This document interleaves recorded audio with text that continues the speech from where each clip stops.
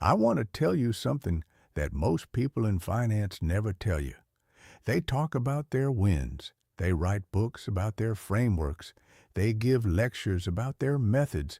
They describe the investments that worked and the fortunes that compounded and the principles that guided them to success.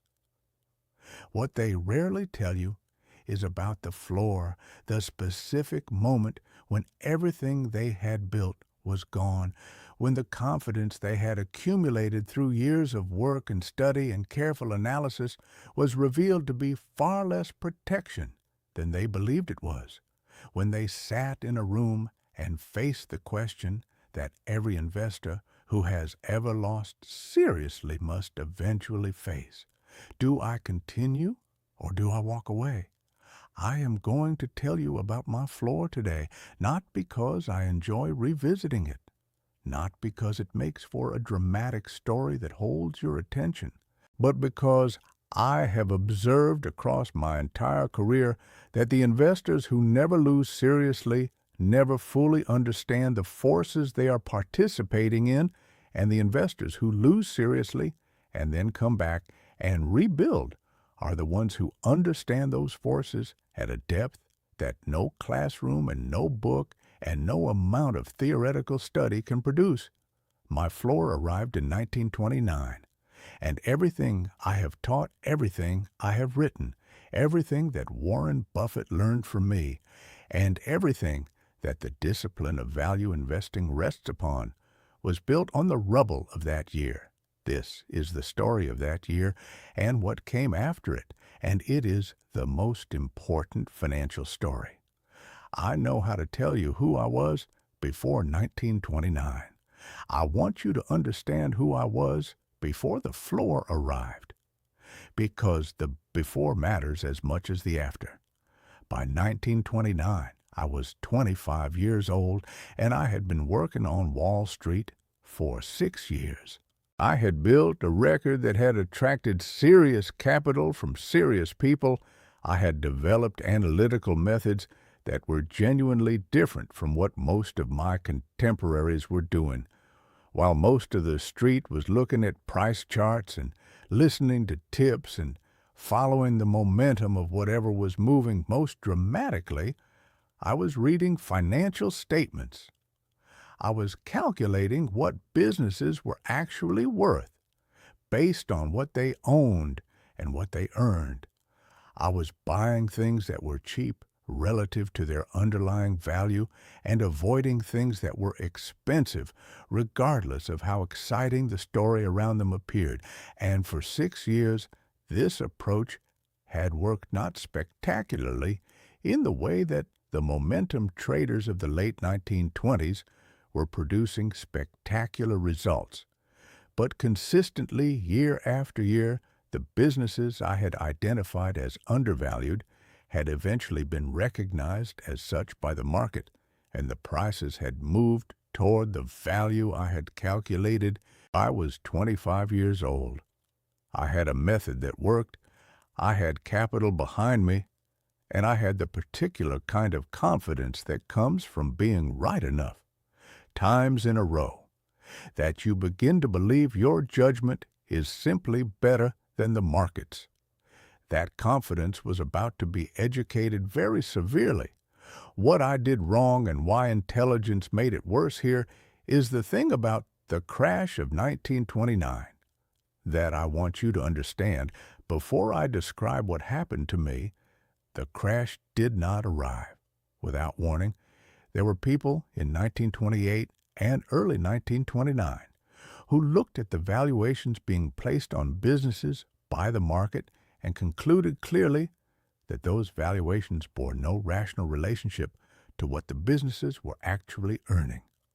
I was one of those people. I had looked at the market and I had seen that prices had moved far beyond anything that the underlying financial reality of American businesses could justify. I had seen the speculation. I had seen the borrowed money. I had seen the crowd paying any price for anything that was going up, and I had been cautious. I had avoided the most speculative excesses. I had maintained positions in businesses whose valuation still made sense to me by the standards of the analysis I had been doing for years. What I had not done was build the kind of financial fortress that the scale of what was coming actually required. I had been cautious relative to the most reckless behavior around me. I had not been cautious relative to the actual risk in the system.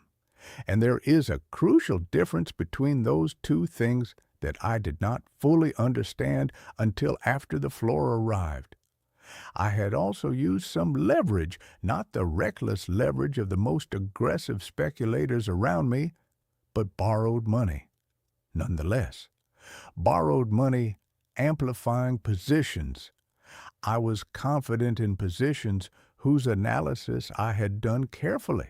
Positions whose underlying value I genuinely believed the market was underpricing, and here is where the intelligence that I had built such confidence in became the instrument of a more complete destruction than simple ignorance might have produced, because an intelligent person can construct a very compelling justification for almost anything they want to believe, and I had constructed a compelling justification for maintaining my positions, and for the modest leverage behind them.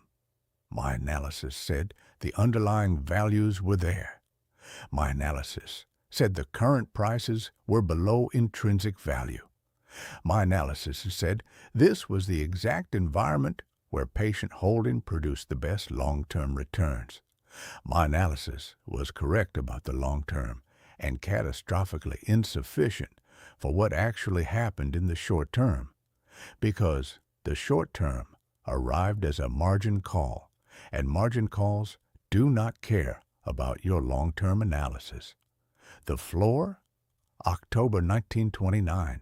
I will not give you the dramatic reconstruction that this story sometimes receives in the telling. I will give you the reality, which was simpler and more terrible than drama. The market fell not by the amount that would have been painful, but survivable. It fell by the amount that turned the leverage in my positions into a mechanism for destroying not just the gains of the previous years, but the underlying capital itself. Margin calls arrived, I met them. The market fell further, more margin calls, more selling, not because my analysis had changed selling, because the borrowed money had to be repaid, regardless of what my analysis said and regardless of what the underlying businesses were actually worth. And by the time the selling was done, I had lost the majority of the capital under my management. Not just my own money that had been entrusted to me by people who had believed in my judgment. I was 25 years old. I had spent 6 years building a record and a reputation and a method, and in the course of a few weeks in October and November of 1929, most of what I had built in financial terms was gone. I remember sitting in my office in the days after the worst of it had passed, not panicking, not in the dramatic way that the stories of 1929 describe, just very quiet and very clear-eyed about what had happened. I had been right about the analysis. I had been wrong about the structure. I had understood the value of the businesses I owned. I had not adequately understood the danger of the mechanism I had used to own them, and that gap between analytical correctness and structural soundness had cost me and the people who trusted me an enormous amount. The question that determined everything, there is a question that arrives after every serious financial loss. I have watched investors face it throughout my career. I faced it in the weeks after October 1929. The question is this: was I wrong about the fundamental approach? Was the entire framework of buying businesses below their intrinsic value and waiting for the market to recognize that value a flawed concept? Or was I right about the framework and wrong about the specific structure within which I applied it, this question matters more than almost anything else in investing, because the answer determines what you do next. If the answer is the framework is wrong, then the rational response is to abandon the framework and find a better one. If the answer is the framework is right and I applied it within a structure that made it vulnerable to a shock it would not otherwise have been vulnerable to, then the rational response is to rebuild the framework on a sounder structure. I spent weeks in November and December of 1929 asking this question, not at a desk in an office, but walking and reading and thinking and going back through every position I had taken and every decision I had made and asking with as much honest rigor as I could apply, whether the losses had come from bad analysis or from bad structure. And the answer I arrived at was clear. Every business I had owned at the time of the crash had either already recovered or was in the process of recovering to approximately the values I had assigned to them. The analysis had been right. The businesses had been worth what I thought they were worth. The problem was not that I had been wrong about the value. The problem was that I had used borrowed money to own assets whose prices could fall far enough in the short term to trigger forced selling. Before the long-term value had time to be realized, the framework was sound. The structure was fragile, and rebuilding on a sound framework with a sound structure became the project of the rest of my career. What I rebuilt and why it was different. The Benjamin Graham who returned to active investing after 1929 was not the same person who had walked into the crash. Not because the analytical methods had fundamentally changed, but because the structure surrounding those methods had been rebuilt from the ground up with one central principle that had been largely absent. Before, I would never again be in a position where I could be right about the analysis and still be forced to sell. This principle sounds simple. Implementing it completely required changes to everything.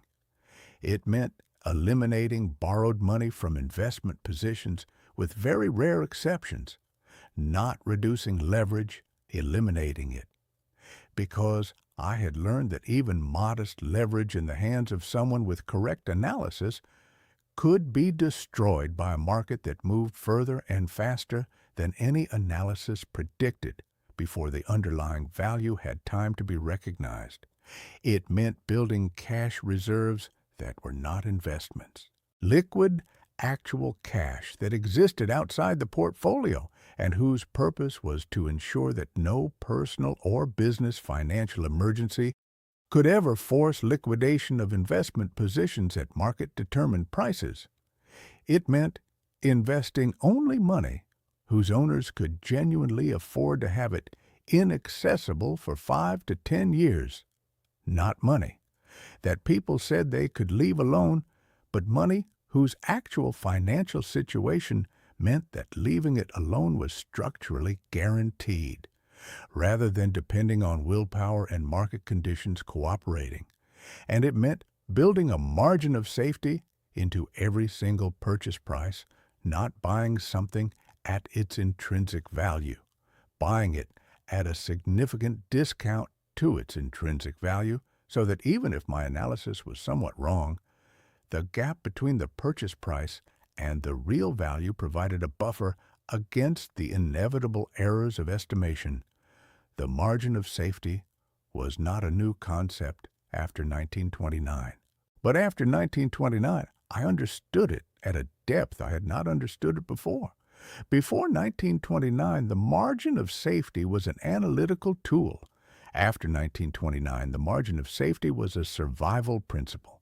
The difference between those two things is the difference between understanding something intellectually and understanding it in the way that only a serious loss can teach. What losing taught me, that winning never could. I want to be specific about the lessons. because specific lessons are useful and general wisdom is often just decoration. The first thing losing taught me was that the market can remain irrational for longer than any analysis predicts. I knew this intellectually. Before 1929, I had read about previous panics and previous manias, and I believed I understood that markets could diverge from fundamental value for extended periods. What I did not understand was the physical experience of watching a position I knew was undervalued fall further and further below what I had calculated it was worth while the margin calls arrived and the forced selling happened, knowing intellectually that markets can be irrational for extended periods is different from experiencing it in your own portfolio with your own money and other people's money. After 1929, I built that experience into every structural decision I made. Never depend on the market recognizing value within a time frame. You need it to recognize it. And the second thing losing taught me was that the source of money matters as much as the investment of it. Money invested with borrowed capital is not the same as money invested with owned capital, even if it buys the same asset at the same price. Borrowed capital has a recall mechanism that owned capital does not have when markets fall. The owner of borrowed capital may be forced to sell. The owner of unencumbered capital is never forced to sell by anything except their own decision. This asymmetry is everything in a serious market decline. The owner of unencumbered capital in October 1929, who held through the crash and the depression that followed and bought more at the prices the panic created, ended up extraordinarily wealthy.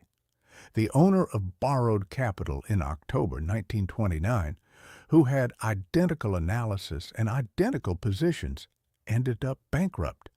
Same analysis, different structure, entirely different outcome.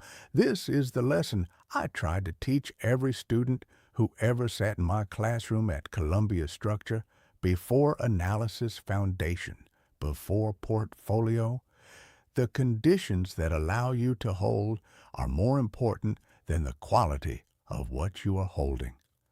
The third thing losing taught me was about the relationship between reputation and recovery. I lost money in 1929. I also damaged the reputation that I had spent 6 years building, and repairing that reputation turned out to be both harder and more important than I had anticipated.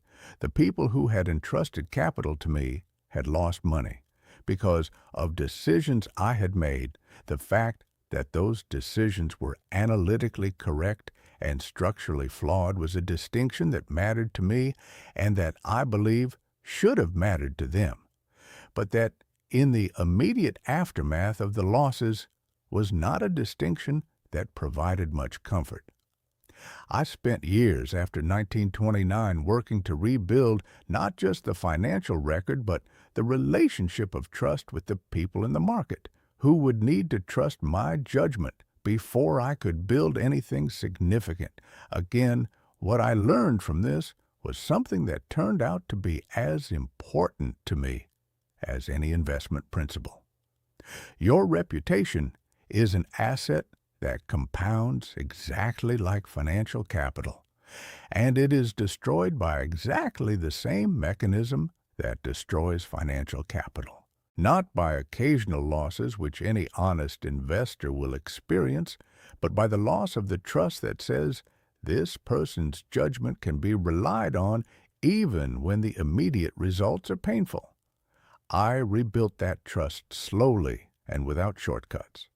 Not by pretending the losses had not happened, not by constructing explanations that shifted responsibility to the market or to circumstances beyond my control, but by being honest about what I had done wrong and demonstrating through the subsequent years that I had learned from it. Honesty after a loss is one of the most difficult and most valuable things an investor can offer to the people who trusted them.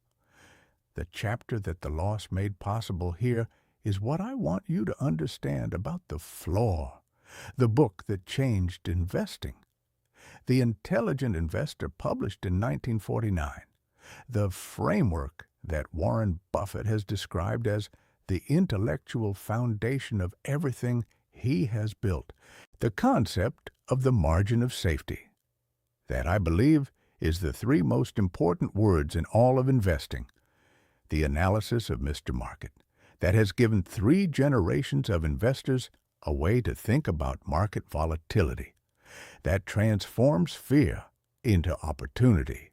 None of this existed before 1929, not in the form in which it ultimately became useful to investors. The framework that I built after the floor was built specifically to address the vulnerabilities that the floor had exposed. Every principle in The Intelligent Investor is a direct response to something that went wrong in October 1929. The margin of safety exists because I learned that being right about analysis while being wrong about structure produces the same financial outcome as simply being wrong. The warning against leverage exists because I experienced firsthand how borrowed money turns temporary market irrationality into permanent personal destruction. The emphasis on the financial strength of the balance sheet before the attractiveness of the valuation exists, because I watched businesses that I had correctly valued as cheap become cheaper still for years, before the market agreed with me, and I needed the businesses I owned to survive that wait. The concept of the defensive investor who maintains broadly diversified holdings in financially strong businesses and never speculates with money they might need exists because I watched people who could not afford the volatility of concentrated positions be destroyed by it. Every lesson in everything I ever wrote came from having made the mistake. The lesson addresses the floor, made the framework, and the framework has protected every investor who has taken it seriously from making the same mistakes on the same scale. What this means for you. I am telling you this story not so that you will avoid all losses. Losses are the tuition of this discipline, and anyone who promises you a method that avoids them is either wrong or dishonest. I am telling you this story so that you understand the difference between the losses that teach and the losses that destroy. A loss that comes from having done careful analysis and held a position in a financially strong business that declined in price before the market recognized its value is a loss that teaches. It teaches patience. It teaches the importance of buying at a sufficient discount that you have room to be wrong about the timing. It teaches the difference between volatility and permanent impairment. A loss that comes from having borrowed money to amplify a position, or from having invested money you could not afford to lose, or from having made a decision based on how recent events made you feel rather than on the underlying value of what you are buying. That kind of loss can destroy not just the capital, but the ability to continue. The first kind of loss I would not protect you from, even if I could. The second kind of loss I have spent my entire career trying to help you avoid. Build the foundation. Eliminate the leverage. Invest only money you can afford, not to see for 5 to 10 years. Write the plan before the market opens.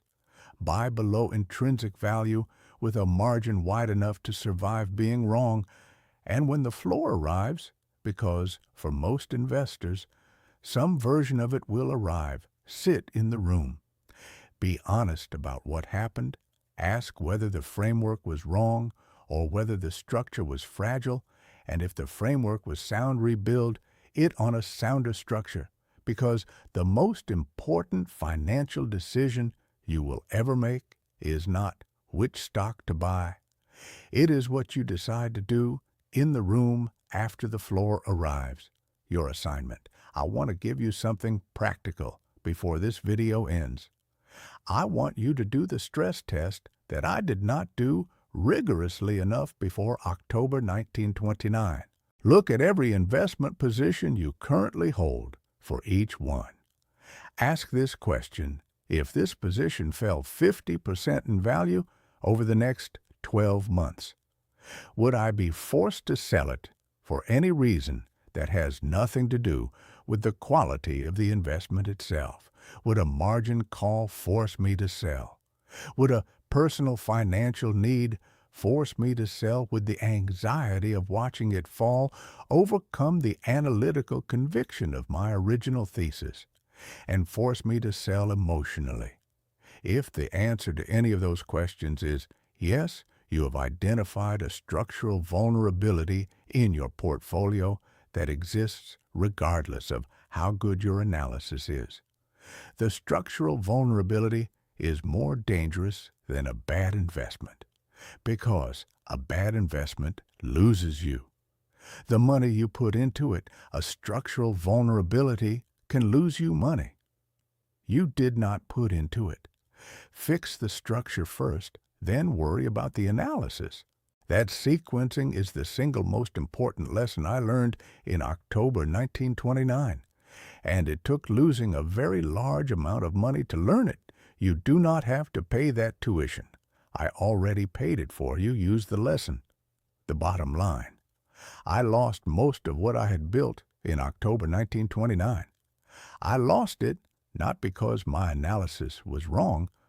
I lost it because the structure surrounding my analysis was fragile in ways that correct analysis could not compensate for. What came after that loss was the intelligent investor and the margin of safety and the framework that has guided serious value investors for 3/4 of a century. The floor made the framework. Your floor, if you experience one, does not have to destroy you. It can educate you, but only if you do what I did in those quiet days after October 1929. Sit in the room. Be honest about the difference between being wrong about the analysis and being wrong about the structure. Ask whether the framework is sound. Rebuild the structure on a foundation that no market panic and no personal emergency can crack, and then go back. That is what I did, and everything I built afterward was built better because of what the floor had taught me. That is how the intelligent investor thinks. Thank you.